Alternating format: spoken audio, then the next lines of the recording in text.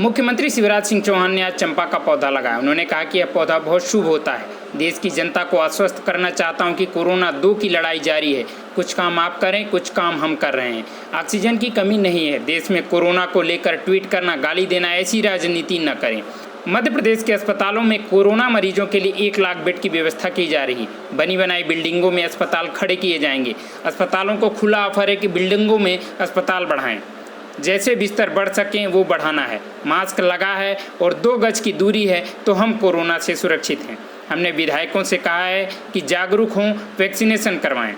Corona राजनीति का विषय नहीं है। राजनीति के लिए दूसरे मुद्दे भी हैं।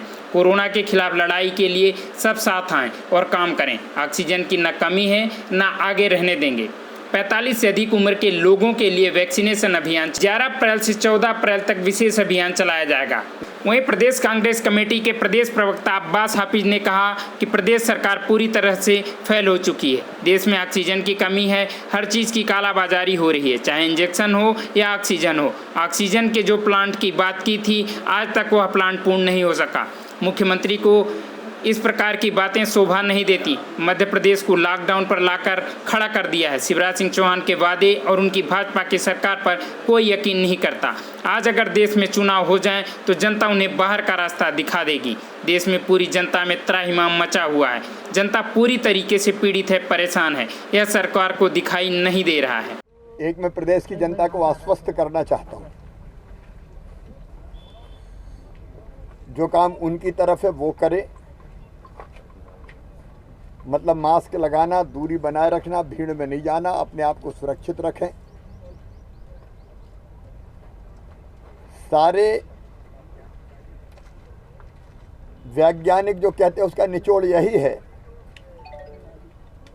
कि मास्क अगर लगा है और 2 गज की दूरी है तो हम कोरोना से सुरक्षित हैं लगभग।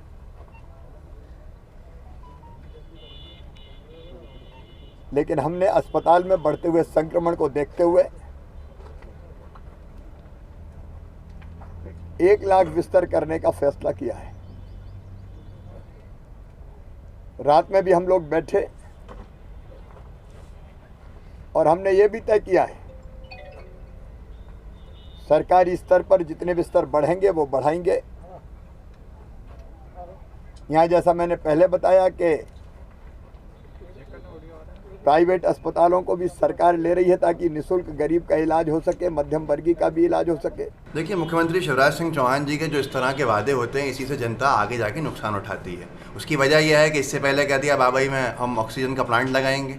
कहाँ है वो प्लांट? आज 7-8 महीने हो चुके हैं, उस प्लांट की फेंसिंग की जा रही है, उस प्लांट की जगह की फेंसिंग की जा रही है। तो आज जनता उम्मीदों के अंदर थी और उम्मीदों पे क्या हुआ ये आपने देखा। तो शिवराज जी के वादों को और दावों को जनता बहुत अब सीरियसली लेती नहीं है, क्योंकि जनता उसका खामियाजा भुगतती है आगे। आज ज़रूरत है, कब लगाएंगे? आज जनता बाहर इंतज़ार कर रही है एडमिट होने के लिए और शिवराज जी यहाँ पर सत्याग्रह कर रहे हैं। तो ये सारी की सारी चीज़ें हैं। मध्य प्रदेश एक बार फिर से लॉकडाउन में चला गया है। कब होंगी ये धरातल पे चीज़ें, ये जनता पूछ रही है। धरातल पे जब नहीं होगी तो जनता नुकसान उठाती है। और आज जनता इतनी ज़्यादा पीड़ित है, इतनी परेशान है, त्राहिमाम में है कि शिवराज जी को और पूरी भाजपा सरकार को वो देखना पसंद नहीं करती है। एक दिन में आज चुनाव हो जाए मध्य प्रदेश में तो जनता इनको बाहर कर दे। भोपाल से तांडव न्यूज के लिए संवाददाता राजू प्रजापति की रिपोर्ट।